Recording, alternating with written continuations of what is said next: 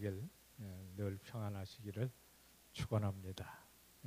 오늘은 우리 일상생활에서 늘 우리들의 안목을 좌지우지하는 미디어에 대한 얘기를 좀 드릴까 생각합니다. 여러분 집에 텔레비전에서 손이 나오던가요? 나와서 우리 애기 이쁘다 이렇게 쓰다듬고 그렇게 하나요?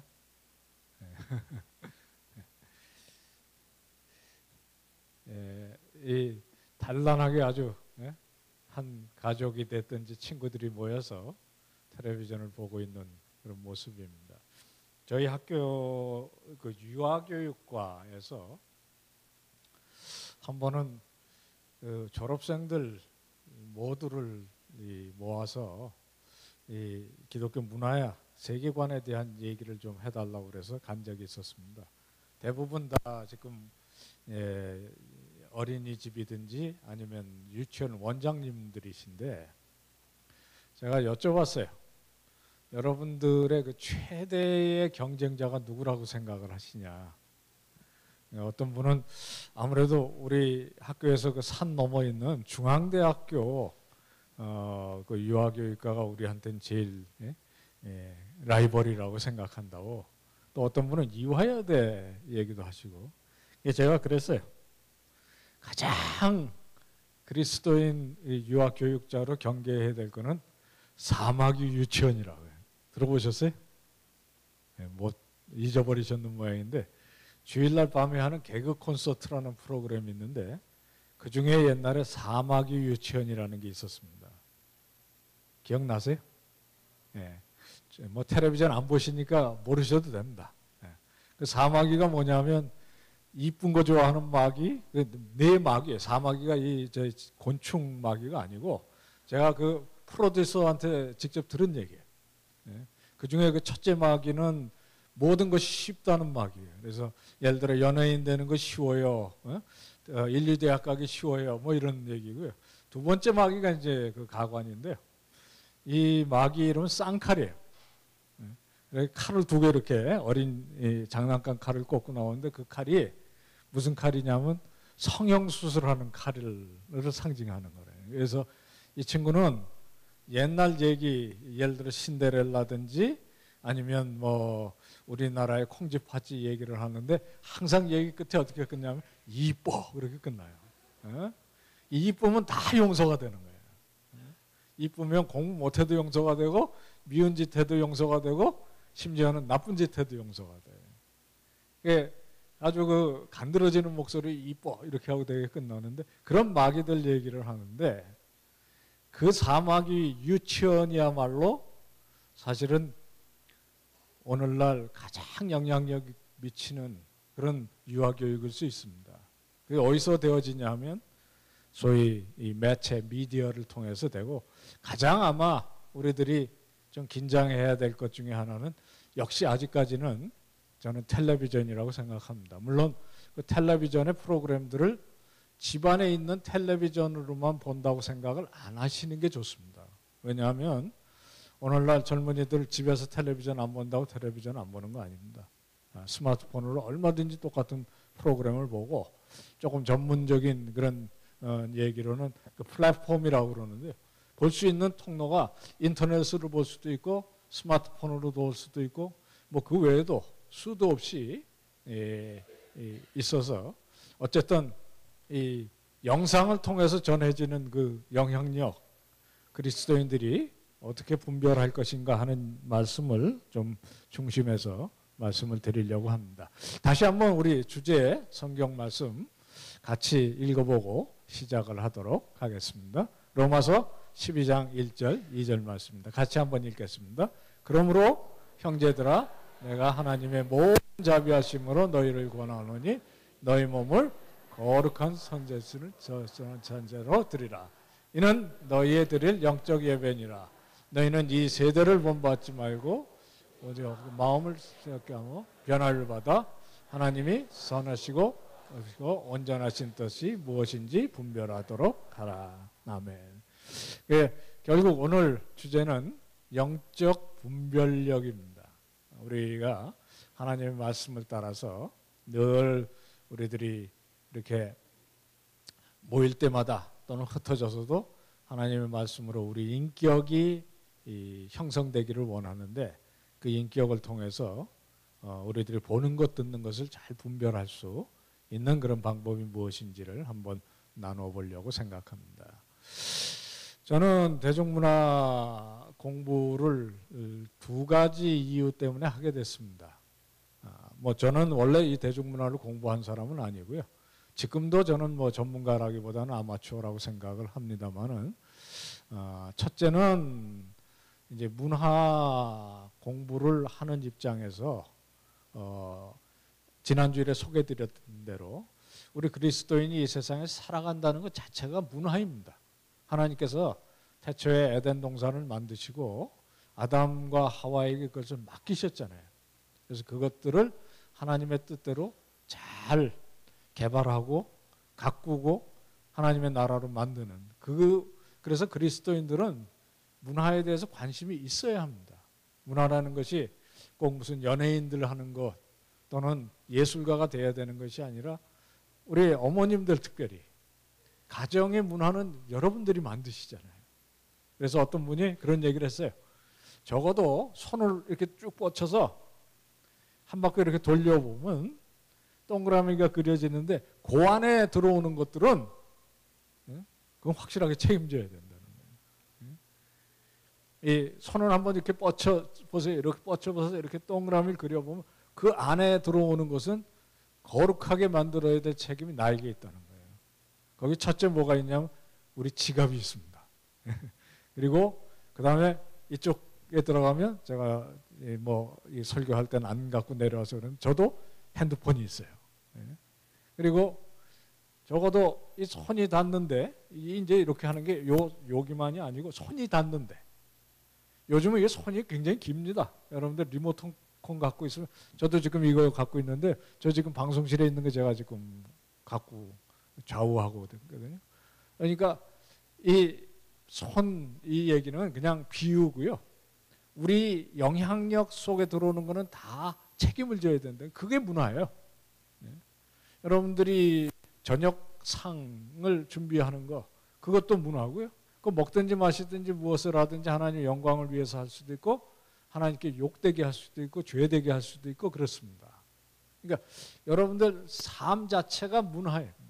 우리들이 말하는 것도 문화고요. 그리고 사실 어느 프로그램을 볼 것인가 하는 것도 문화고요. 그래서 그런 각도에서 첫 번째 저는 문화에 대해서 관심을 가지고 공부를 해와요. 두 번째는 제가 1994년에 15년 만에 한국에 돌아왔는데 한국 문화가 제가 생각했던 것보다 많이 하나님께서 원하시지 않는 방향으로 갔다는 생각을 했고요. 그 당시에는 예를 들어 텔레비전에서 방송국에서 조금 아주 음란한 프로그램을 내든지 폭력적인 프로그램을 내든지 하면 항의할 수 있는 루트가 꽤 많았었어요. 그래서 그런 시민운동하는 분들과 같이 조금이라도 대한민국의 이 텔레비전부터 시작해서 인터넷 또 전화통신 이런 것들에 좀 건전하게 만들어보는 일에 한 10여 년 열심히 쫓아다녔어요. 그러다 보니까 공부를 해야 되겠다는 생각이 많이 들더라고요. 왜냐하면 지금 시간이 그런 시간은 아닙니다만 텔레비전 이게 열심히 하다 보니까요. 텔레비전에서 이 프로그램 이런 영화에 대해서 어떻게 생각하느냐는 토론을 할 때 불려가게 됐습니다. 근데 가면 그 상대방에 나오는 사람 그 영화 만든 장본인이 영화 감독이고 영화 평론가고 그렇더라고요. 그러니까 그분들한테 함부로 얘기할 수가 없잖아요. 그러니까 공부를 많이 하게 됐어요. 그래서 그때 많이 생각했던 것을 오늘 좀 여러분들과 나눠 볼까 하는 생각을 하고 온 것입니다. 흔히 생각할 때 이 문화 또는 연애 이런 것들은 재미를 우리들에게 제공하는 것이 첫째라고 생각하시기 쉽습니다. 텔레비전 프로그램은 그냥 소일이고 우리가 놀 때 그냥 우리 잠깐 즐겁게 하는 것이고 그렇게 중요하지 않다 그렇게 생각을 하실 수가 있으세요. 그런데 아까도 말씀드렸지만 사실 유아교육하는 사람들이 가장 긴장해야 될 게 뭐냐면 다른 유치원이 아니고 사실 텔레비전일 수 있습니다. 왜 그러냐면 텔레비전에서 우리들이 듣고 보는 것은 첫째는 우리 정체성을 만들고요. 두 번째는 친밀감을 만든다 그렇게 얘기해요. 한번 조금 어려운 단어니까 한번 좀 같이 말해 보시면 어떨까요? 정체성. 두 번째는 친밀감. 이게 이제 무슨 얘기냐면요. 텔레비전에서 우리가 뭘 배웁니까? 그냥 오늘 시간이 때우기가 좀 힘든데 저녁에 외롭지 않게 즐겁게 내가 한 시간 드라마를 봤다. 그러고 끝나는 게 아니라는 거예요. 드라마를 통해서 뭘 배우냐면 요즘 잘 나가는 사람들이 무슨 옷을 입는가 이런 거에서 그거 배우고 온다. 또 요즘 사람들은 머리를 어떻게 하는가 그런 거 배운다는 거예요. 제 친구 중에 이게 뭐 미국 대학의 교수입니다만은 자기는 텔레비전에서 사람들이 이것저것 다 배우는 거를 갖다 이런 식으로 설명을 한대요. 하루는 자기 집에 한 손님을 모셨는데 이 손님이 저녁을 같이 먹으면서 이 얘기를 시작하는데 너무너무 재밌는 거예요. 예? 그래가지고 저녁 먹고 가려고 그러니까 애들이 아저씨 가시지 마시고 우리하고 좀 더 계시자고. 해가지고 밤 늦게까지 얘기를 들었는데 너무 재밌는 거예요. 그래서 가시지 말고 여기서 주무시라고. 그래서 붙들고 그 다음날 아침에 일어났는데 아침부터 재밌는 거예요. 그래가지고 하루가 가고 이틀이 가고 3일이 가고 4일이 가고 이렇게 되니까 그 아저씨가 하루는 애가 학교에서 들어오는데 그 딸을 불러서 그러더라고요. 너 왜 이렇게 치마 길이가 기냐? 그래갖고 시집 못 간다 야. 치마 길이는 자고로 무릎에서 한 15cm 이상으로 올라와야 돼. 이런 걸 가르치더라고요. 아들이 들어오니까 야, 너 머리 색깔이 그래갖고 안 돼. 머리는 자고로 여기는 깎고 가운데는 이렇게 세워서 무스를 발라서 세워야 요즘 학교에서 짱이 된다. 이게 누구겠어요? 이 텔레비전이라는 거예요. 텔레비전이 바로 우리 아이들에게 그런 걸 가르친다. 실제로 조사를 해보면 아이들이 성에 대해서 어디서 제일 많이 배우는가? 영화, 텔레비전, 요즘 같으면 인터넷 이러는 겁니다. 그러니까 매체라는 것이 뭘 가리키냐? 우리가 누구냐를 가리키는 게 그게 정체성이에요. 우리가 누구냐? 실제로 그런 프로그램도 있습니다. 우리가 누구? 그러면 이제 대답하고 이런 가수도 있고요. 그러니까 텔레비전이 젊은이들에게 요즘 인기 있는 옷이 뭐냐? 요즘 학생들 사이에서 내가 정말 잘 나가는 소위 그런 걸 보고 쿨하다고 그래요. 또는 핫하다고 그럽니다. 그런 게 뭐냐를 가리켜요. 그리고 두 번째는 뭘 가리키냐면 내가 누구하고 같이 살아야 잘 살 수 있을까를 친구가 누구냐를 가리킨다는 겁니다. 그래서 텔레비전 여러분들은 뭐 그렇게 잘 안 보시겠지만 이 젊은이들이 보는 이 뮤직 비디오라는 게 있어요. 가수들이 나와서 노래를 부르는 프로그램만 돌리는 방송이 있는데 이렇게 보시면요. 화면 가득히 얼굴이 이렇게 가까이 나오는 장면들이 굉장히 많습니다. 텔레비전에서는 친밀감을 나타내는 방법이 뭐냐면 크게 잡는 거예요. 그래서 아까 같이 이렇게 젊은 아이들이요. 애들이 이렇게 텔레비전 가까이 보는데 저 화면 가득히 자기가 좋아하는 가수가 나와서 자기를 향해서 노래를 불러준다 그러면 뿌듯하거든요. 그런 게 친밀감이에요. 그래서 이 연예인들이 무대에 올라서 제일 먼저 하는 게 뭐냐면 사랑해요 그래요. 근데 실제로요. 그 사람 밑에 있는 사람 보이지도 않아요. 이렇게 아이들이 연주 같은 걸 가서 락 콘서트 같은 데 가서 가수가 이쪽을 향해서 보면 애들이 이쪽 보면 다 경직돼서 자기를 보는 줄 알고 안 보입니다. 위에서. 그런데 그냥 가까이 가가지고 그렇게 친밀감 표시하고 팬클럽 하죠. 가끔 가다 무슨 선물도 이렇게 던지죠. 그런 것들이 친밀감이에요.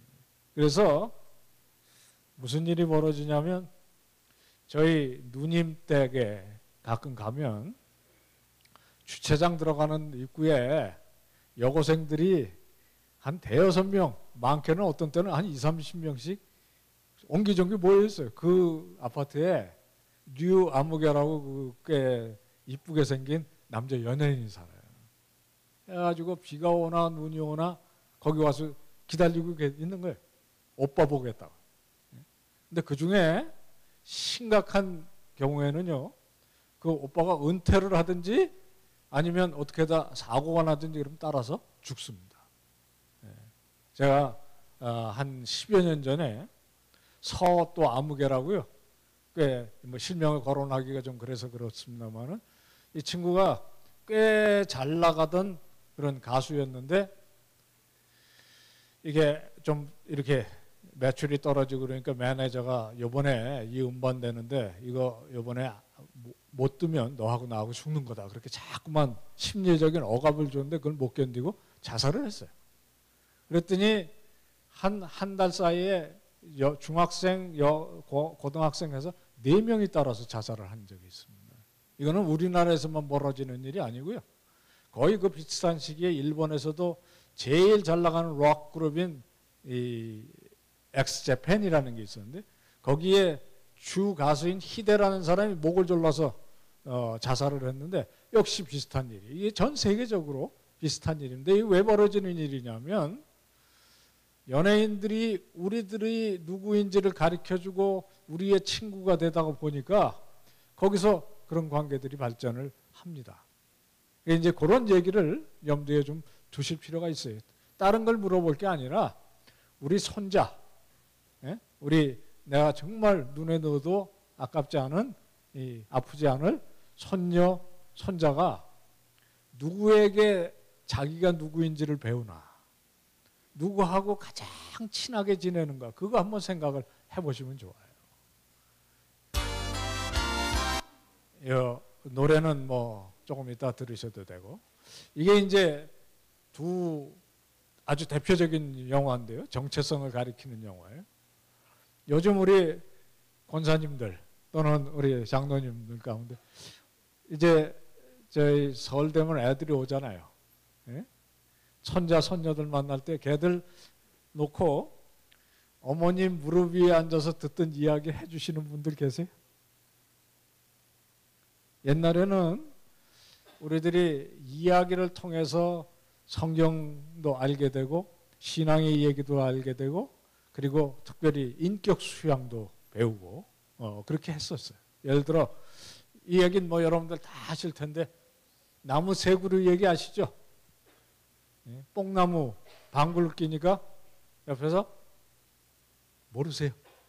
대나무가 내끼놈 그러니까 참나무가 옆에서 참어라. 이게 나무 얘기 아니죠. 이게 세계관 얘기고 어떻게 세상을 살아야 하는 얘기. 그런 얘기 해주면 손자나 손녀들이 할머니 재밌어 또 해줘. 그러면 이번에는 뭐 돌 3개가 있었는데 그래서 좀 비슷한 얘기 억지로 바꿔서 하면 또 해주고 또 해주고 그러잖아요. 요즘 그런 얘기를 듣고 자라는 애들이 없습니다. 대신 누가 하냐면 얘들이 해요. 그래서 이 세상에서 가장 인기 있고 그리고 많은 사람들의 이야기를 해주는 사람이 누구냐면 바로 이거 만든 회사예요. 월트 디즈니라고요. 그 중에 오른쪽 거 뭐 대부분 많이 보셨을 거예요. 이게 인어공주 이야기인데요. 이 인어공주는 고기입니다. 물고기예요. 물에서 이게 사는 인어예요. 그런데 자꾸만 물 밖으로 나가요. 그래가지고 땅에 올라가서 길거리도 걷고 싶고 거기 사람들이 파티하는 대로 춤도 추고 싶고 그러거든요. 그래서 아버지가 눈치를 챘어. 그래가지고 어떻게 하냐면 미행을 붙여요. 여기 보시면 여기 가재가 있습니다. 얘 이름이 세바스찬인데요. 쫓아다녀요. 그래가지고 설득을 하려고 그래. 네가 살아야 될 때는 여기 물속이지 그 물밖에 아니다. 그렇게 얘기를 합니다. 그게 이 영화의 핵심이에요. 그런데 안 듣고 올라가요. 이게 정체성에 대한 이야기예요. 다음 슬라이드에 나오는 건데 잠깐만 보시죠. 에리얼 잠깐만 들어봐. 인간 세상은 말이야 정말 엉망이야. 하다미 세상이 인간 세상보다 얼마나 좋은 게 많다고. 이게 그 유명한 물속에서라는 언더 더 씨. 올라가려고 하지 마라. 네가 살아야 될 땐 여기다. 여기 훨씬 아름답다. 이게 무슨 얘기예요? 가출하지 말라는 얘기입니다. 예. 그리고 네가 네 주제를 알고 여러분들이 늘 하는 얘기인데 여러분이 안 하시니까 누가 하냐면 이 가제가 하는 거예요. 예. 그리고 이 얘기를 통해서 내가 누구인지를 배워가는 거지. 그걸 누가 하냐면 오늘날 매체들이 합니다. 그런데 잘하면 좋은데 예? 제 친구 중에 이 미국 대학의 교수인데요.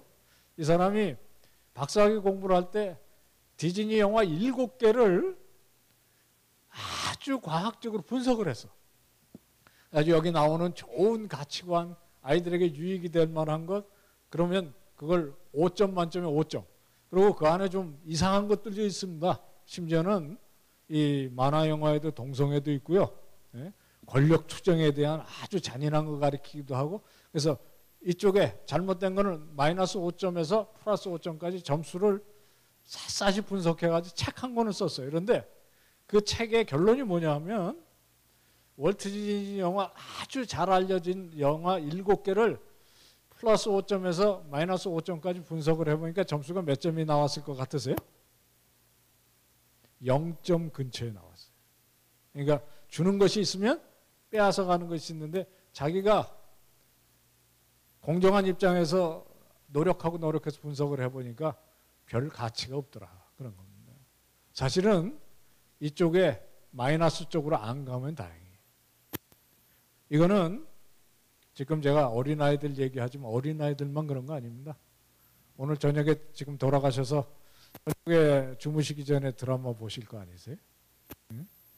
그 드라마 봐가지고 신앙이 유익할까요? 유익하지 않을까요? 답해 보실. 저는 안 하는 게 아니에요. 저도 가끔 가도 봅니다. 시간이 있을 때는.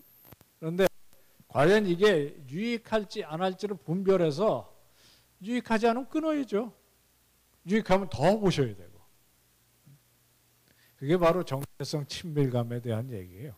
제가 이렇게 이제 자세히 자꾸만 말씀드리기 시작하면 오늘 제가 슬라이드를 한 40개 이상 갖고 왔는데 한 4개 하다 말겠어요. 근데 그게 중요한 건 아니니까 제가 말씀드릴게요. 제가 미국서 목회를 하던 교회에 성가대 지휘를 하시던 우리 자매가 있었습니다. 정말 헌신되고 잘하시는 분인데 남편은 그 당시에 대우 주식회사에 굉장히 유능한 인재라 그분이 박사 공부를 하러 와서 이제 5년간 저희 교회에서 열심히 같이 교회를 섬겼어요. 집사님을 하시던 아주 훌륭한 인재였어요. 근데 한국 돌아와서 제가 한 3년 만에 어디서 만났어요. 그래서 저희 아내하고 열심히 둘이 이 성가대 지휘하던 집사님하고 얘기를 하는데 자기가 요새 제일 위로 많이 받는 거는 불륜 드라마더라고요. 그 당시에 굉장히 유명하던 불륜 드라마예요. 뭐 제가 귀담아 듣지도 않았는데 그 얘기가 그냥 없어서 막 그 얘기를 1시간 내내 하는 거야. 그래서 왜 그런가 가만히 보니까 자기는 미국에 있었을 때가 너무 좋았대요. 왜냐하면 남편이 안 바쁘고 공부할 때니까. 집에 늘리는데 한국에 딱 도착하는 그날부터 회사가 24시간을 그냥 부려먹는 거예요. 그러니까 집에 생전 들어오지도 않고 그러니까 앉아서 하루 가고 이틀 가고 막 이렇게 가니까 이제 유일한 친구가 텔레비전 드라마예요. 그것도 불륜 드라마. 그러면서 그걸 보면서 잘 들으세요. 제가 사실 충격을 받은 게 이 훌륭하던 집사님이 자기는 거기서 대리만족을 얻는다. 무슨 대리만족? 그래서 제가 빙그레 웃으면서 그래서 집사님 그거 그대로 할 거 아니잖아요. 응? 우리 그리스도는 그거 하지도 못해요. 그분은 내가 보기에 그거 할 수 있는 사람이 아니에요. 그런데 남편이 미우니까 그 자꾸 끌리는 거예요. 응? 이게 어린 아이만 그런 게 아닙니다. 여러분 자신을 믿지 마시고 저도 제 자신을 안 믿습니다. 제 자신도 앉아서 계속 폭력적인 프로그램 보고 음란한 프로그램 계속 보면 사람이 별 수가 없어요. 그 시간에 성경 보고 기도한 사람하고 같을 수는 없는 것입니다. 제가 첫째 말씀드린 게 미디어가 우리들에게 뭘 하냐면 재미만 주는 것이 아니고 뭐도 준다고요? 정체성, 친밀감. 여기 오셔서 이렇게 하나님 말씀 앞에 우리가 성도라는 정체성 배우시는 거, 그 다음에 끝나고 우리 집사님, 권사님이 서로 인사하고 우리 집 놀러 오세요. 같이 이렇게 시간 지내는 이 친밀감, 귀한 것입니다. 귀한 것이에요. 그래서 교회가 소중한 것입니다. 이 점점 도시화되고 정말 인간관계가 각박해지는 세상 속에서 결국 보면 세상살이 하면서 사람들하고 부딪히면 상처받고 그러잖아요. 그러니까 사람들이 그 상처를 어디서 달래냐면 텔레비전은 상처 주지 않거든요. 그리고 가끔 가다가 손 나와서 쓰다듬어 주기도 해요. 그러다 보니까 미디어가 자기 친구인 줄 알고 그래서 이제 중독도 가고 그러는 겁니다.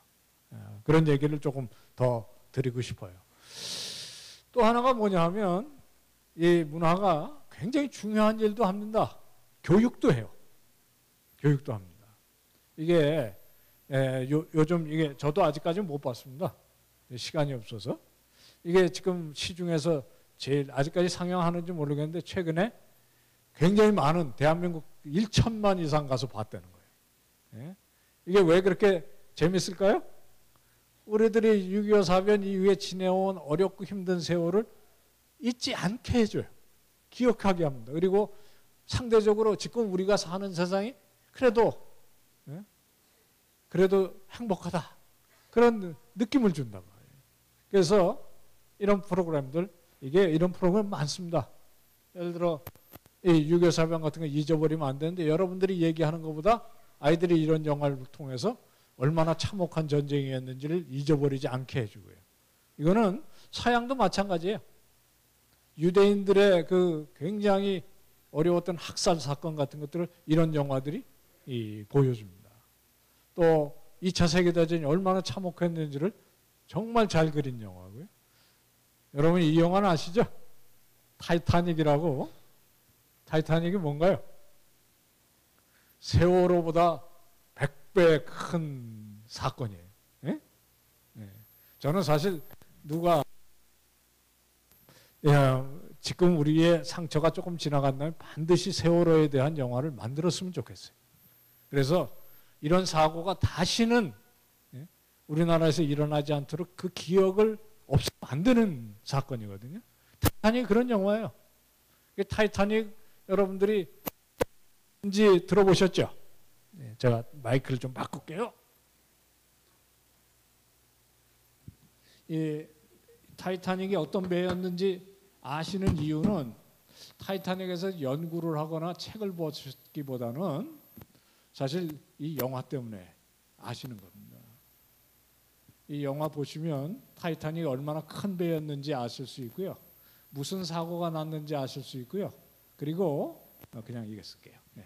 그리고 또 뭐를 배울 수 있냐면 다른 것 하나도 못 배워도요. 이건 배울 수 있어요. 찬물에 오래 있으면 안 좋다. 이런 거 배울 수 있습니다. 그러니까 영화는 우리들에게 가르쳐주는 것이 분명히 있어요. 교육이 있습니다. 옛날에 잊어버리면 안 되는 대사건들 같은 것들을 다음 세대에 가르쳐주는 그런 역할들도 해요. 그리고 가족이 얼마나 소중한지를 보여주는 그런 영화들도 많습니다. 이 대표적인 두 영화인데 하나는 도레미송으로 유명한 사운드 오브 뮤직이라는 영화입니다. 저희 집에도 영화가 꽤 있는데 어렸을 때 보면요. 우리 아이들이 이거 한 30번 봤어요. 그런데도 아빠 엄마가 오늘 뭘 좀 해야 되니까 집에 있는 것 중에 뭐 볼래? 그럼 이게 첫 번째. 제가 그때 느낀 게 맨날 새 거를 갖다가 줘야 될 필요는 없다는 걸 알게 됐어요. 이 라이언 킹이라는 영화는 미국에서 조사를 해보니까 미국 시민의 한 반 이상이 가정에 이 영화를 갖고 있는 걸로 조사됐어요. 그러니까 이런 것들이 가족이 무엇인지를 가르쳐주는 그런 역할도 합니다. 또 사회 문제들을 고발하는 그런 영화들도 있어요. 이쪽에 이렇게 보시면 이 부러진 화살이나 도가니 같은 이런 영화들은, 특별히 도가니는요, 이거요, 실제로 사건이 벌어졌을 때 법원에서 별로, 경찰에서 한 일이 별로 없어요. 그래서 공아무개 작가가 이걸 소설로 썼는데도 별로 반응이 없었어요. 근데 영화가 딱 나오니까 충격을 받은 사람들이 얼마나 정부에 압력을 넣었는지 검찰에서 다시 수사했어요. 그래가지고 벌 주고 이렇게 하는 일이 벌어진 거거든요. 그러니까 사회 문제를 실제로 고발도 합니다. 그런 일들을 한다는 걸 뭐 아실 거고요. 그리고 어떤 시대의 어떤 정신, 정치적인 영향을 이런 영화들은 미치기도 합니다. 제가 저희 학교에 자매 결연한 학교가 여름 방학에 미국 학생들을 보내서 한번 그 아이들을 문화 강의를 해야 되는데 경복궁을 데리고 갔었어요. 그 앞에서 한국의 무슨 도자기, 한복, 한글 이런 것들을 소개를 하니까 다 재미없어하고 자요.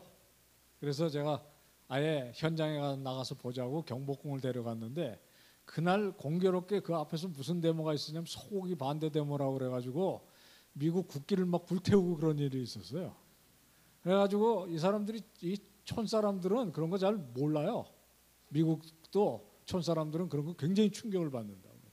와가지고 왜 그렇게 미국 사람들 미안, 우리가 알기로 6.25 전쟁 때 와서 죽은 사람이 얼마인데, 그래서 제가 그 얘기를 좀 해주는데 이해를 잘 못해요. 그래서 제가 생각도 못해서 그날 저녁에 가서 이 영화를 한 10분 정도로 줄여가지고 아이들에게 보여줬어요. 그랬더니 자기들이 생각했던 거하고 뭐가 달랐는데 이 영화를 전체 보겠다고 그러더라고요. 그래서 수업 시간에 못 보고 저녁에 보라고 그랬더니 저녁에 일정이 굉장히 늦게 끝났는데도 저녁 늦게까지 보고 그 다음날 얘기를 하니까 상황에 대해서 확실하게 이해가 달라져 있는 것을 봤어요. 영화는 그런 일들을 확실하게 합니다. 이 영화 무슨 영화예요? 이 영화 보면 여기 인민군, 국방군, 그리고 여기는 안 나오지만 유엔군 셋이서 다 전쟁 반대하는 영화예요. 제가 끝에 가서 그런 얘기했어요. 이 영화 10년 전에 누가 한국에서 만들었으면 그 사람 살아남기 어려웠을 거다. 한국이 이렇게 빨리 변하는 나라다. 그러니까 그 이해하더라고요. 영화는 그런 일도 합니다. 또 이런 일도 해요. 얘기 들어보니까 뭐 이번에 그 대선 때 정치 운동할 거라면서. 이 갸루상 국가와 민족을 위해 정치에 꼭 참여하고 싶습니다. 그럼 뭐 여당에 들어가고 싶니? 여당 아니문이다. 그럼 야당에 들어가고 싶어? 야당 아니문이다. 그럼 네가 들어가고 싶은 당은 어딘데? 납골당이문이다. 빨리 들어가고 싶습니다. 아니 납골당에 들어가고 싶은 사람이 어딨냐? 사람이 아니문이다. 네, 메시지는 제가 보기에 메시지는 이거예요. 이게 이제 개그 콘서트에 한 자락인데 사람이 아니문이다. 제가 보기에 이 미디어에 잘못 중독되면 사람 아닙니다. 그거 한번 좀 생각을 좀 진지하게 해보실 필요가 있으세요. 좋은 영화도 있습니다. 제가 이 문화에 대해서 이렇게 강의를, 학교에서는 뭐 이걸 몇 강의를 하니까요. 하는데 학생들이 물어요. 그러면 기독교인다운 영화가 있습니까? 여러분들이 아마 기억 속에 이제 몇 가지가 있을 거예요. 첫째, 벤허, 그다음에 왕중왕, 또 쉽게. 사실 그거 잘 뜯어보면 굉장히 비기독교적인 메시지도 많아요. 물론 그 안에 보면 참 바람직한 것도 있지만 성경적이지 않은 것들도 있고 그렇습니다. 그런데 오히려 이런 영화들은 정말 유익한 면이 있어요. 이거는 1928년 파리 올림픽에 관한 그런 영화인데 실화입니다. 그리고 이런 영화는 이렇게 소개 안 하면 보실 가능성이 거의 없는 영화예요. 집에 가서 한번 꼭 찾아서 보십시오.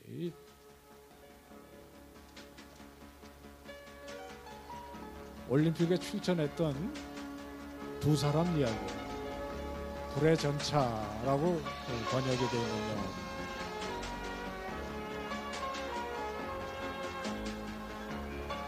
집에 가서 보시죠. 아니 꼭 한번 보세요. 왜냐하면 이거는 청교도 이야기입니다. 옛날에 성수주의를 엄격하게 하던 시대의 이야기인데 조금 전에 마지막으로 나왔던 사람이 당시에 세계 기록을 가지고 있던 사람이었는데 올림픽에 출전해가지고 막상 보니까 예선전에 자기가 뛰게 돼 있어. 주일이었습니다. 그래서 안 뛰어요. 뭐 나가기만 하면 거의 금메달이 확실한 사람인데 주일날에 자기가 경기를 해야 되니까 그걸 안 합니다. 대신 자기 주 종목이 아닌 400m에 출전을 해서 금메달을 따는 이야기인데 그 안에 나오는 이야기가 뭐냐면요. 사람이 제일 되는 목적은 무엇입니까 하는 그 청교도의 이야기예요. 그리고 이것은 그냥 일반 극장에 걸려있던 영화인데 재밌는 건 이거예요. 이 영화가 그 해에 최고의 영화로 선정됐어요. 아카데미 상이라는 곳에서 5개의 상을 받았는데 재밌는 거는 대한민국의 아카데미 작품상을 받았던 영화 중에 유일하게 수입이 안 된 영화입니다. 왜 안 됐겠어요? 종교 영화라고 생각해서 수입을 안 했어요. 그러니까 이거는 무엇을 우리들에게 가르쳐 주냐면요. 여러분들이 텔레비전이고 극장에서 좋은 영화를 보시기 원하시면 분별력이 있으셔야 돼요. 제가 농담 삼아서 이렇게 얘기해요. 이 영화 뭐 요즘은 텔레비전이고 아니면 이런 그 영화라도 비데오를 빌려주던데 그런 데 가서 보는 경우는 거의 없어요. 그러나 만약 여러분들이 비데오 방에 가가지고 비데오를 빌려주는 비데오 가게에 가서 이 영화를 찾으면 없을 가능성이 많아요. 왜 그러냐면 영화 수입 안 됐죠? 그리고 많은 사람이 찾지 않으니까. 그러니까 이거를 보시는 방법이 있으세요. 이게 뭐냐면 하루는 김 집사님이 가서 이 영화 찾으세요. 그리고 없죠? 그럼 그 다음에 이 집사님이 가서 찾으세요. 그리고 그 다음에는 박 집사님이 가서 3번만 찾으면 아마 그 비데오 가게 주인이 무슨 일을 내서든지 찾아다가 거기 갖다 놓을 거예요. 이게 무슨 얘기냐면요. 문화판이라는 게 그렇게 움직여요. 돈이 되면 뭐든지 합니다. 이 사람은 이 영화 하나로 미국 가장 중요한 메이저 영화사 중에 하나는 콜롬비아 사장의 사장이 됐었어요. 그러면서 미국 영화계의 충격이 뭐냐면 기독교 영화도 잘 만들면 사람들이 본다는 걸 확실하게 각인시켰습니다. 그런 것들이 가능해요. 우리나라 영화도 뭐 기독교인들이 만드는 영화를 보라는 게 아니에요. 정말 좋은 영화, 봐서 유익하고 덕이 되는 영화가 있으면 그리스도인들도 보셔야 합니다. 그래야 사람들이 보는 영화의 질이 높아질 수 있습니다. 이제 미디어를 어떻게 사용해야 되는가를 조금만 얘기를 드리려고 합니다.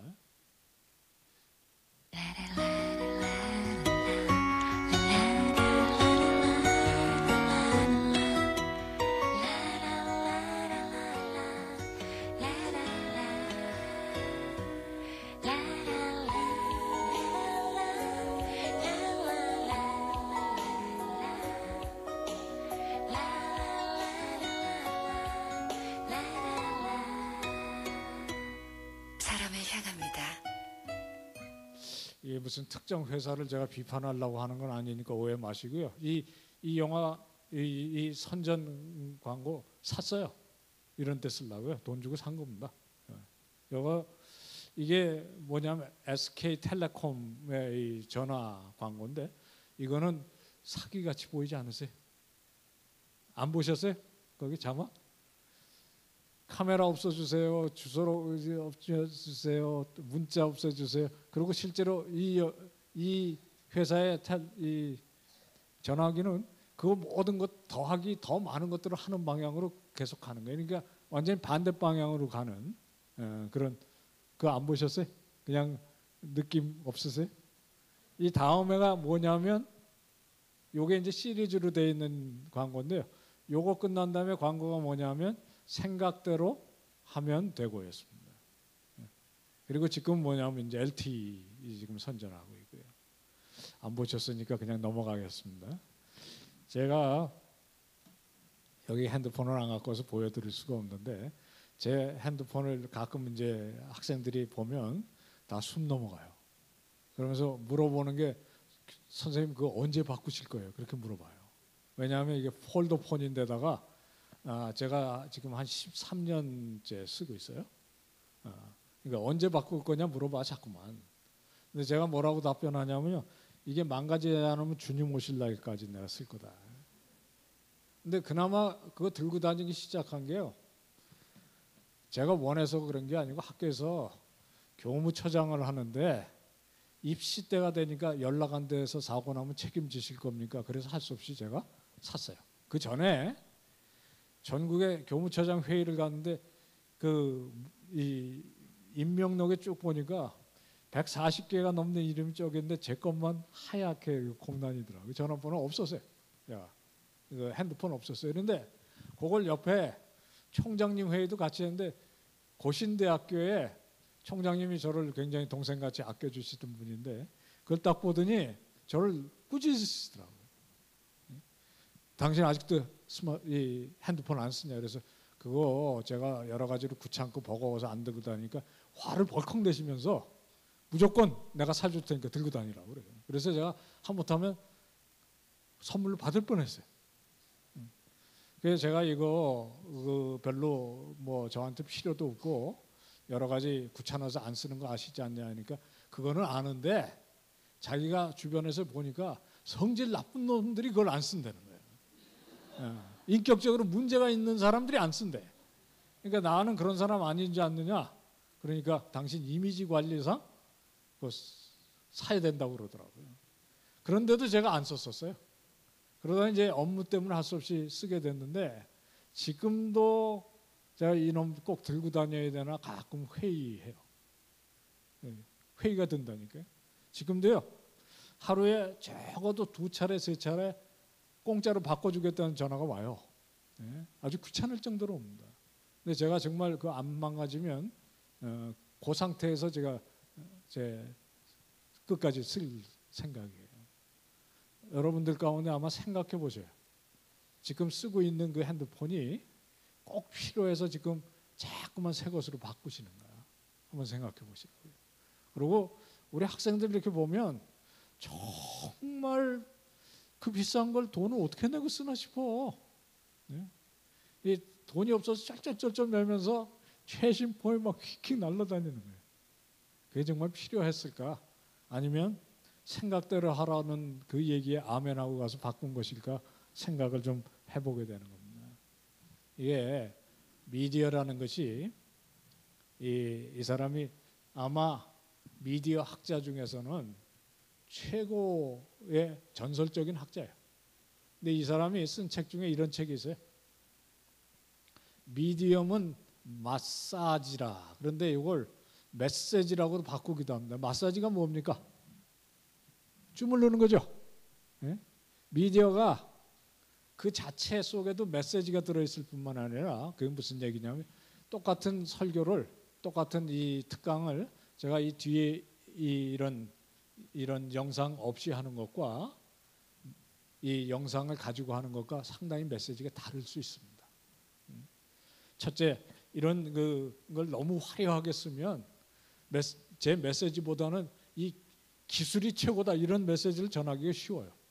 그래서 제가 사실 학교에서는 수업에 잘 안 쓰려고 해요. 또 하나는 뭐냐면 마사지인데 마사지가 머리끝에서부터 발끝까지 주물른다는 거예요. 여러분도 한번 어느 날 거울 앞에 서서 보세요. 여기 지금 내가 이렇게 입고 있는 이 옷은 내가 내 취향으로 고른 것인가 아니면 어디서 많이 본 거를 제가 입은 것인가. 내 머리 스타일, 헤어스타일 그놈 내가 선택한 것인가 아니면 텔레비전에 나오는 어느 탤런트가 보니까 정말 이뻐서 그렇게 한 건가. 이거 제일 강하게 느낄 수 있는 게 뭐냐면 브랜드들이에요. 브랜드들. 명품들. 우리 머리끝에서부터 발끝까지 텔레비전이 주물른다는 거예요. 아까 왜 제가 제일 앞에 텔레비전에서 손이 나와가지고 아기를 지금 만지려고 그러고 있잖아요. 그거 손이 있습니다. 텔레비전 손이 있어요.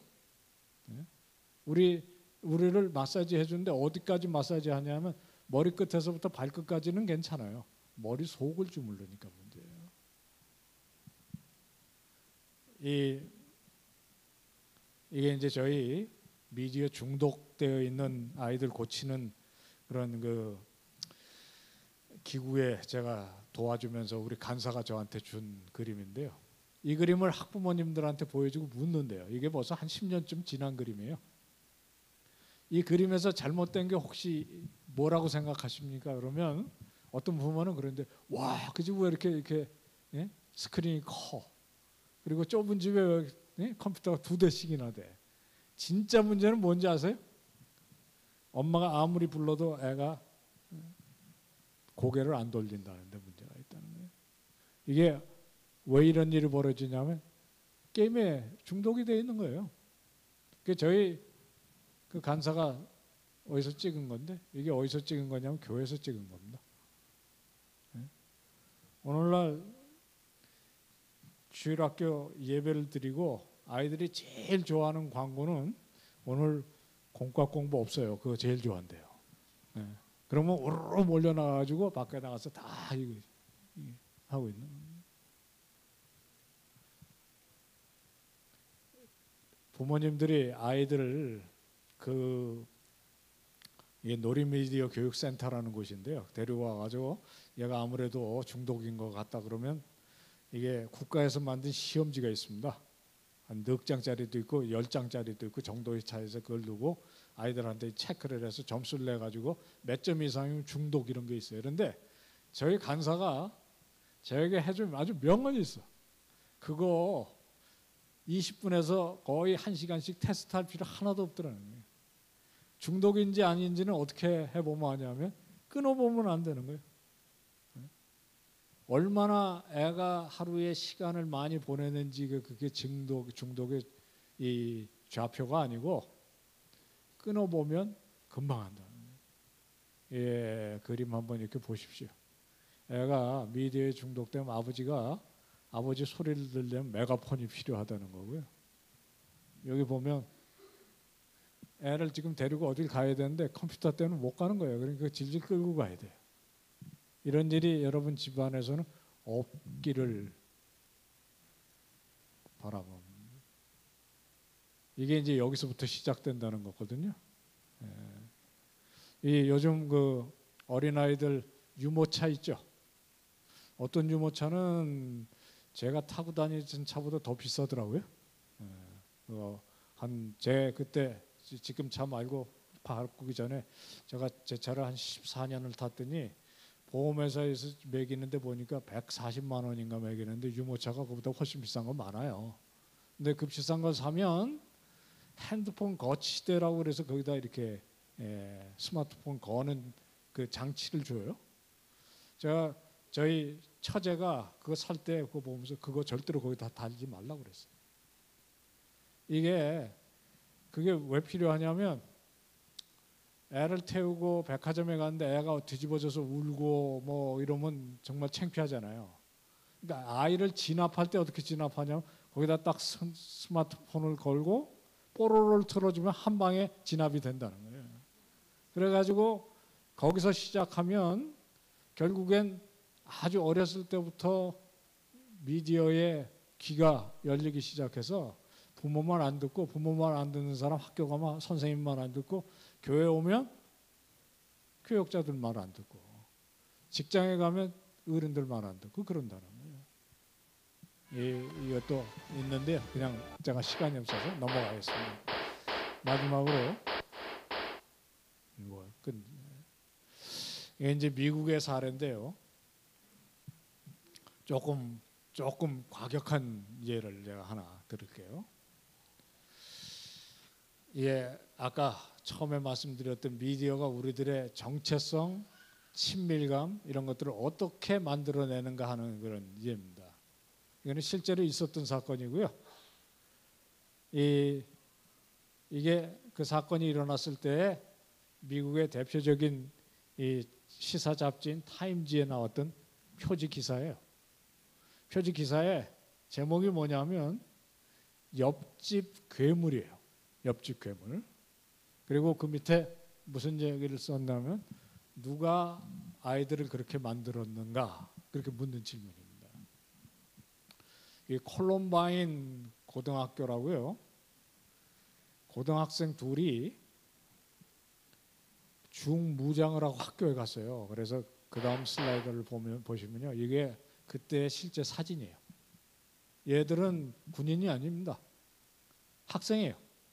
그런데 총도 그냥 방아쇠만 이렇게 잡아당기고 있으면 수백 발이 나가는 그 총을 들고 가서 학교 가서 친구들을 쏜 거예요. 저도 이 권총을 쏘는 훈련을 받아봤어요. 근데 이 권총은요, 장난감 아닙니다. 그리고 훈련을 받고도 잘못 잡고 쏘면 이 방아쇠 틀에 맞아서 여기 손이 다 이렇게 멍이 들어요. 저도 손가락을 한동안 못 쓸 정도로 그렇게. 더 끔찍한 건요, 권총은 여기서 저 목표물이 저쪽 벽에 있는 데쯤 있는데 잘 안 맞아요. 예. 저거 거기 있는 걸 맞추려면 훈련을 엄청 해야지 맞습니다. 근데 재밌는 거는 이런 일이, 요 일이 일어나기 전에 요 밑에 이렇게 보시면 더 어린 아이들이 있죠. 이거는 이제 고등학생들 얘기고, 요 밑에 보면 이건 다른 사건이에요. 이 사건이 일어났을 때 범인은 둘인데요. 거기도 11살짜리 13살짜리가 학교에서 무슨 일이 있어가지고 화가 났는지 집에 돌아와서 13살짜리 집에 아버지가 쓰는 권총을 2개를 들고 학교에 갔어요. 그런데 조금 전에 이 고등학생들이 쓴 총은 큰 총이지만 이런 총을 갖고 갔어요. 그래서 학교 가가지고 공부하던 교실에 들어가서 친구들을 쐈어. 몇 발을 쐈냐면 25발을 쐈어요. 이 25발을 쏜다는 얘기가 무슨 얘기냐면요, 이 총은 25발이 한꺼번에 절대로 안 나가요. 이 총은 옆으로 제껴서 총알을 손으로 넣어야 됩니다. 6발을 넣어야 돼요. 5발짜리도 있고 6발짜리. 그러니까 25발을 쏘았다는 말은 호주머니에 총알이 가득 갖고 간 거예요. 11살짜리, 13살짜리. 그리고 쏜 결과 자기 친구들 중에 4명, 선생님 포함해서 5명이 죽은 거예요. 이게 이 사건이 벌어졌을 때 미국 전체가 경악을 했어. 이게 군인도 아니고 11살짜리, 13살짜리가 총을 들고 가서 어떻게 앉아서 재장전 이렇게 하면서 친구를 쏠 수 있을까? 답이 뭐였는지 아십니까? 또 어떻게 이렇게 가까이 있어서 안 움직이는 관역도 안 맞는 총을 가지고 사람을 쐈는데 대부분 머리를 맞췄어요. 이 답은 이 잡지에, 또 그리고 다른 잡지에 제가 그 글들을 읽어봤는데요. 요즘 아이들은 이미 게임에서 사람 쏘는 훈련, 심리적인 훈련, 심지어는 조준 훈련 다 돼 있어서 누구나 총을 잡으면 그렇게 쏠 수 있는 준비가 사실은 심리적으로 되어 있다. 그런 얘기, 굉장히 설득력 있는 얘기예요. 그 글을 쓴 사람은 미국에서 특수부대를 훈련시키는 심리훈련을 가리킨 대령님이 그런 글을 썼어요. 자기는 그런 사례들을 굉장히 자주 본다는 거예요. 남의 얘기가 아니고요. 여러분들 자녀들 가운데도 또는 손자들 가운데 이런 게임에 늘 노출되어 있는 경우가 무던히 많을 수 있다는 걸 염두에 두셔야 돼요. 얼마 전까지 우리나라에서 청소년들이 가장 즐기는 게임 중에 하나는 아예 초기 화면이 오늘도 헤드샷이라고요. 머리통에다 총을 쏴서 날려보내는, 그게 첫 번째 화면에 그냥 뜨는 거예요. 이런 사회 속에서 우리들이 아이들을 키우면서 무엇을 해야 되는가를 생각해 보는 것이 필요한 세상이 되었습니다. 이게 우리나라의 풍경이고요. 이쪽의 풍경은 뭐냐면 지금도 미국의 한 시골에 가면 메노나이트라고 전기도 안 쓰고 하는 사람들이 전화는 써요. 위급한 상황 때문에. 대신 어디서 쓰냐면 집 바깥에다가 전화를 저렇게 설치해 놓고 여러 가정이 같이 쓰는, 꼭 화장실 같죠? 이렇게 쓰는 사람도 있습니다. 우리는 그냥 옆에 끼고 사는 그런 분위기고요. 이게 이제 심하면 이렇게 된다는 얘기고요. 이게 이제 제가 보여드리고 싶은 한 그림인데, 집에서 텔레비전을 보시죠? 안 보세요?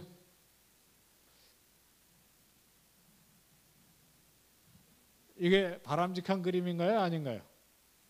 저는 이거 바람직한 그림이라고 생각해요. 텔레비전을 보시려면 저렇게 보셔야 돼요. 저기 저런 분위기에서 소위 19금 이상 야릇한 영화 볼 수 있는 강심장은 아무도 없어요. 그죠? 그리고 저렇게 되면 한 주제를 가지고 가족이 대화도 나누고 이렇게 됩니다. 저희 이런 강의를 하고 다니면 꼭 우리 부모님들 가운데 오셔서 묻는 분이 계세요. 대개 사정은 어떠시냐? 예? 저희 집에 한번 놀러 오셔요. 딱 들어오면 결국에는 사람들이 끝에 가서 묻고 마는 게 하나 있어요. 왜 이 집에는 텔레비전이 없냐? 이걸 물어. 그리고 그 다음에 조금 저를 아는 분은 당신 문화 공부한다는 사람이 맞냐? 당신 텔레비전도 안 보면서 텔레비전 비판했어? 뭐 이렇게 물어요. 저희 집에 텔레비전 있습니다. 어디 있냐면 안방 구석에 있어요. 그게 어떻게 시작한 일이냐면요.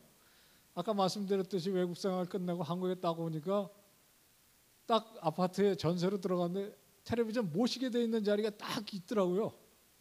근데 여기다가 텔레비전을 놨다가는 10중 8구 우리 엄청 볼 거다. 그래서 가족 회의를 했어요. 물론 아이들이 아직 어릴 때라 애들의 의견은 뭐 그렇게 중요하진 않았는데요. 이게 안방으로 들어간다. 그 결과를 제가 말씀드릴게요. 지금 저희 아이들은 27, 25 그렇습니다. 다 커버렸는데요. 그 당시에 하나는 국민학교 초등학교 2학년 유치원이었습니다. 애들이 고등학교 졸업할 때까지 텔레비전 거의 안 봤어요. 그 왜 못 보게 됐냐면요. 못 본 게 아니라 안 보냐면 안방에 있으니까 애들이 자기들이 그냥 들어가고 이렇게 보는 빈도가 적어요. 그리고 텔레비전을 보면 제가 따라 들어가든지 저희 아내가 따라 들어가든지 들어가서 참견을 했어. 같이 앉아가지고 같이 보는 거예요. 그래서 제가 주로 아이들이 이제 만화 영화를 보잖아요. 그래서 저도 세일러문 처음부터 끝까지 다 봤어요, 제가. 그러고 앉아서 제가 뭐 보지 마 그런 적은 없어요. 그거 한 30분밖에 못 보는데 보죠. 보고 같이 앉아서 제가 자꾸만 옆에서 이런 걸 보고 소위 속된 말로 삑사리라고 그래요. 쓰레기다 쓰레기 이러고 저것도 그림이라고 그렸냐 자꾸만 이러는 거야. 그러니까 애들이 지금 26살, 27살, 25살짜리가 같이 무슨 영화를 보든지 이럴 때 나오는 얘기가 뭐야? 저 쓰레기다 쓰레기. 내가 하던 얘기 걔들한테 그대로 나오는 거예요. 이게 미디어 교육입니다. 미디어 교육은 그렇게 하는 거예요. 미디어 교육은 무슨 전문가가 하는 게 아니라 여러분이 먹여주고 재워주고 돈 주고 학교 보내고 그러는 그 부모가 옆에서 쓰레기라는 게 그게 그냥 지나가는 얘기로 안 들어요, 애들이. 그리고 어떤 정도의 보는 눈이 있습니다. 그 옆에서 같이 보니까 부모 영향을 그렇게 받아요. 더 재밌는 건 이거예요. 애들이 큰 놈이 중학교를 다니게 돼서 교복을 사러 갔어요. 되게 제가 이런 얘기하면 그 다음에 바로 따라 나오는 얘기 중에 하나가 그거예요. 그래서 애들이 왕따 됐다. 그런 거 아닙니까? 애들 왕따 된 거 아니냐 그래요. 천만을 맞습니다. 이게요. 중학교 교복을 사러 갔는데 그 동생 저희 아내 넷이 교복을 같이 사러 갔거든요. 가서 교복을 사고 사은품을 주는데 연예인들 그 포스터 브로마이드를 쫙 늘어놓고 그 중에 3개를 골라가라고 그러는데 제가 그날 경악을 했어요. 왜냐하면 집에서 제가 단언컨대 집에서 그런 쇼 프로그램이나 드라마를 본 적이 없는 애들이에요. 근데 거기 나오는 연예인 다 알더라고요. 둘이 서로 주고받는 이야기 가운데 제가 얘들이 이걸 어디서 알까? 이게 배신감인가요? 집에서 안 본다고 해서 애들이 왕따 되는 거 아닙니다. 그러고 잘할 수 있어요. 지금도요. 오늘 저녁에도 아마 그런 일이 벌어지기 십상인데 저는 제 방에서 앉아서 뭐 열심히 합니다. 그리고 저희 아내가 보는 드라마가 하나씩 있는데요. 제가 언제 가냐면 10시 한 45분쯤 가요. 저도 세상을 알아야 되잖아요. 그리고 저희 아내가 강력하게 추천한 당신 이거는 봐야 된다. 그래야 세상 어떻게 돌아가는지를 알고 그래서 그걸 보아야 되는데 시간이 아깝잖아요. 그러니까 제가 언제 가냐면 10시 한 45분쯤 가요. 그래가지고 침대에 이렇게 걸터 앉아가지고 여보 어떻게 됐어? 그러면 우리 아내가 사명감을 가지고 그동안의 얘기를 해줘요. 그러면 5분만 들으면 어떻게 돌아가는지 금방 압니다. 그리고 거기서 시작해서 저희 아내하고 이야기할 수 있어요. 예? 뭐 그걸 통해서 그래가지고 서로 그 프로그램에 대해서 평도 해보고 이야기도 하고 바로 이 장면이 그런 장면이에요.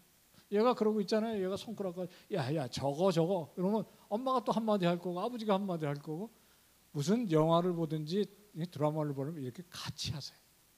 예. 사실 제가 더 드리고 싶은 말은 뭐냐면 이런 게 지금 같이 하는 거거든요. 이게 문화예요. 문화라는 게 꼭 무슨 예술의 전당에 가서 한 20만 원, 30만 원 내고 오페라를 보셔야 문화가 아닙니다. 단지 우리들은 성도들이잖아요. 그러니까 성도는 성도답게 거룩한 안목을 배워야 되는데 어디서 배우시겠어요?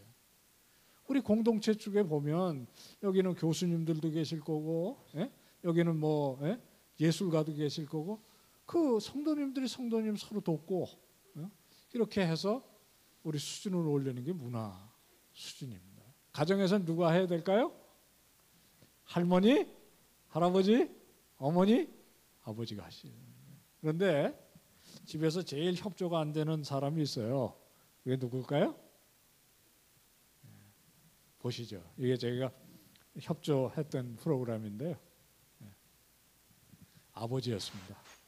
텔레비전 끄는데 제일 협조가 안 되는 아버지였습니다.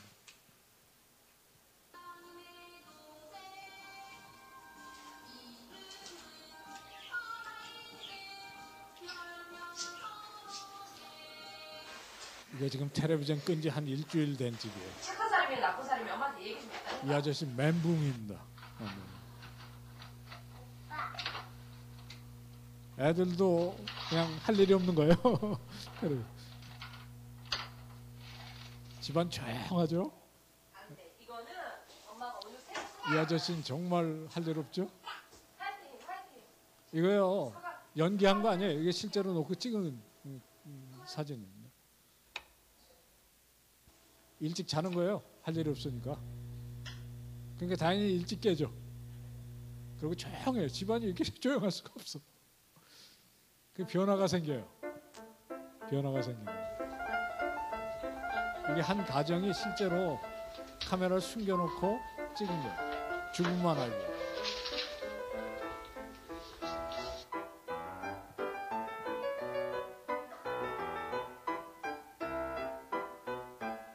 이 아저씨 하시는 말씀 들어보세요.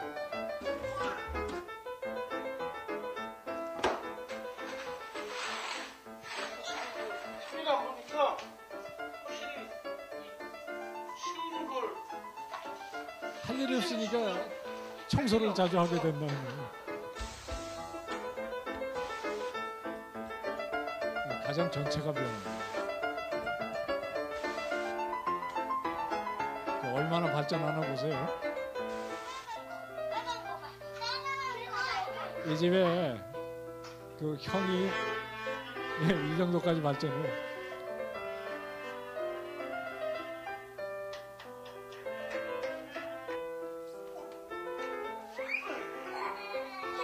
그 아까 그 앞에 가정에 형이 텔레비전 꺼가 정말 할 게 없다고.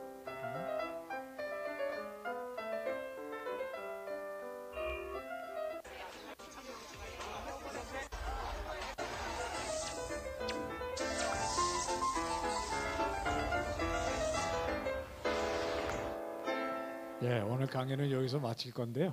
예, 아까 그 가정에 형이 초등학교 3학년인가 그래요. 그 밑에가 조그만했는데 그 아이 얘기가 아주 정말 재밌었어요. 자기가 텔레비전 꺼갖고 할 일이 없고 그래서 생각해낸 게 하나 있는데 정 심심하면 동생을 괴롭힌대. 예? 그런데 그 다음 애가 말이 재밌어요. 애가 얼마나 똑똑한지 걔 괴롭히려면 생각을 많이 해야 된다. 재밌지 않으세요? 여러분들 집에 가셔서 한번 보세요. 우리 집에 텔레비전이 어디에 있는가 한번 보십시오. 또는 인터넷이 어디에 있는가 한번 보십시오. 그리고 우리 집 텔레비전을 보는 패턴이 경건 생활에 어떤 식으로 작용을 하는 거예요. 그것이 사실은 우리 문화를 좌우합니다. 여러분들이 귀한 교회에 성도님들이 되신 만큼 사실 이런 강의를 제가 교회에서 이렇게 많은 성도님들과 오후에 한 경우는 드물어요. 교사님들한테는 제가 많이 했었어요. 그런데 조금 힘드셨죠? 지난주일 좀 더 힘드셨고 그 전주일은 더 힘드셨고 한 주 더 남았습니다. 그런데 다음번에는 다문화 가정이나 이 우리 시대에 대한 얘기를 좀 드릴 텐데요. 제일 중요한 강의는 오늘이었을 가능성이 많습니다. 여러분들이 지금은 이게 텔레비전에만 국한이 되질 않잖아요. 손바닥에 있는 이거 어떻게 할 것인가. 제가 스마트폰 돈이 없어서 안 사는 거 아닙니다. 제가 생각하기에 이게 스마트한 기계가 아니에요. 그래서 저는 제 수업 시간에 컴퓨터도 스마트폰이고 아무것도 못 쓰게 합니다. 왜냐하면 집중을 해야 되니까. 그래가지고 한참 했더니요. 총신대학교 학생들은 참 착해서 불평이 없어요. 처음에는 뭐 악소리 났었어요. 그런데 애들이 다 한결같이 하는 얘기가 공부가 훨씬 잘 된다는 거예요. 그리고요. 한 3년 전인가 보니까 전 세계적으로 유명한 그 하버드의 정의론 유명한 그 교수가 자기도 컴퓨터 못 쓰게 하고 그 신문에 대자보에 났어요. 그래서 제가 그랬어요. 내가 원조다 그랬습니다. 이게요 스마트하게 만드는 기계가 아니에요. 여러분들이 정말 내가 쓰는 건지 아니면 얘가 나를 쓰고 있는지를 생각해 보시는 가운데 하나님의 귀한 성도님들로 늘 잘 서 계시기를 부탁합니다. 기도하겠습니다. 은혜로우신 주님, 우리 상암교회 아름다운 교회 되게 하시고 이렇게 헌신된 귀한 여종들과 남종들로 가득 차게 하시니 감사합니다. 우리 목사님 늘 강건하게 하옵시고 우리 교육자님들 또 우리 장로님, 권사님, 집사님들 우리 청년들 중고등학생에 이르기까지 다 이 시대가 어떠한 시대인지를 분별하여 이 시대가 우리들에게 제공하는 것 중에 선하고 칭찬할 만하고 정말 귀하게 여길 만한 것들을 취하는 영적 분별력을 허락해 주시옵소서.